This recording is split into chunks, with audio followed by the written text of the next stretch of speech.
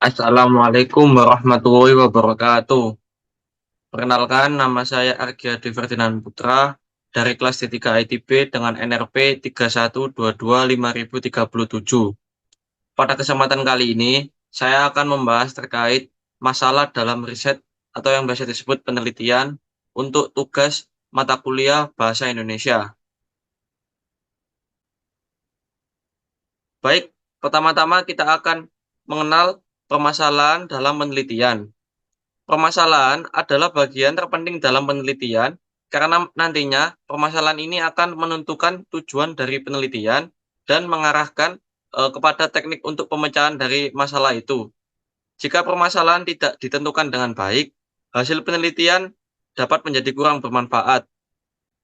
Nah, biasanya permasalahan itu muncul dari fenomena yang nyata dan memengaruhi seluruh struktur penelitian, termasuk landasan teori dan paradigma penelitian. Permasalahan pada penelitian. Dalam struktur kerangka penelitian, permasalahan itu diletakkan setelah fenomena. Itu artinya, permasalahan lahir dari sebuah fenomena yang real, yaitu nyata, tidak mengada-ada. Sebagai contoh, permasalahan pada penelitian yaitu dampak COVID-19 terhadap kehidupan ekonomi masyarakat.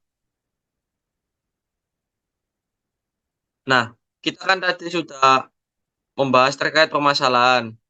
Namun, apa sih sebenarnya dari definisi masalah itu sendiri?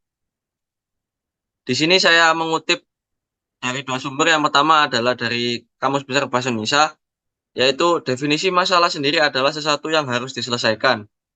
Dan yang kedua, saya mengutip perkataan dari Brayman di tahun 2007 pada tulisan Mansurah Kebriji, bahwasanya masalah penelitian adalah jantung dari penelitian itu sendiri. Ini adalah gambaran yang jelas dan pasti dalam kondisi yang diamati. Kemudian, masalah mendorong pertanyaan yang harus dijawab yang mengarahkan kita ke kegiatan penelitian. Jadi, kita harus mulai dari mana masalah muncul, kemudian merencanakan penelitian dan menentukan keberhasilan penelitian.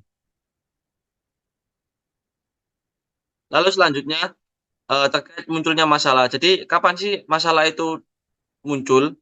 Di sini saya mengategorikan menjadi 5 poin utama sebab dari munculnya sebuah masalah. Yang pertama adalah ketidakpastian. Masalah muncul karena ketidakpastian dalam kehidupan. Jadi nantinya menghasilkan kemungkinan-kemungkinan yang memerlukan pendekatan untuk mendekati kepastiannya. Lalu yang kedua yaitu kesenjangan antara harapan dan kenyataan. Masalah terjadi ketika ada perbedaan antara harapan dan kenyataan. Ketika sesuatu tidak sesuai dengan yang diharapkan, itu nantinya akan menimbulkan masalah. Lalu yang ketiga yaitu variabel yang mengalami perubahan. Masalah muncul ketika ada variabel yang mengalami perubahan karena faktor tertentu yang perlu dianalisis lebih lanjut. Lalu yang keempat, kebutuhan akan pemecahan.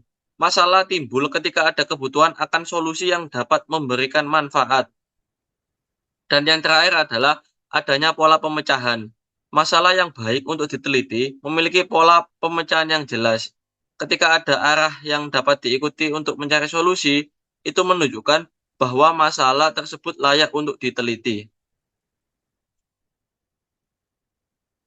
Lalu selanjutnya kita akan masuk ke dalam proses untuk menemukan masalah.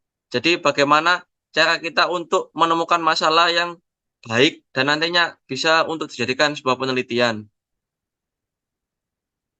Proses menemukan masalah. Masalah lahir dari kebutuhan yang mendesak untuk dicari solusinya, bukan hanya sekedar angan-angan. Penting untuk memiliki argumen yang substansial dalam merumuskan masalah agar tidak menimbulkan multitafsir. Terkadang penelitian menghadapi tantangan dalam menemukan masalah yang sesuai untuk diteliti.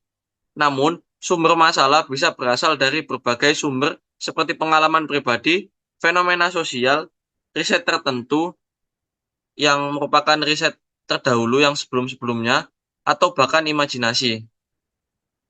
Namun tetap meskipun dari imajinasi, tentunya nanti harus untuk dicarikan solusi yang real. Jadi tidak hanya angan-angan semata. Baik, kesimpulan yang dapat saya sampaikan ada 3 poin. Yang pertama adalah masalah itu sendiri. Jadi, masalah adalah sesuatu yang harus diselesaikan. Lalu yang kedua, masalah lahir dari kebutuhan yang mendesak untuk dicari solusinya. Dan yang ketiga terkait sumber masalah, yaitu sumber masalah bisa berasal dari berbagai sumber seperti pengalaman pribadi, fenomena sosial, riset terdahulu, atau bahkan imajinasi. Baik, sekian yang dapat saya sampaikan.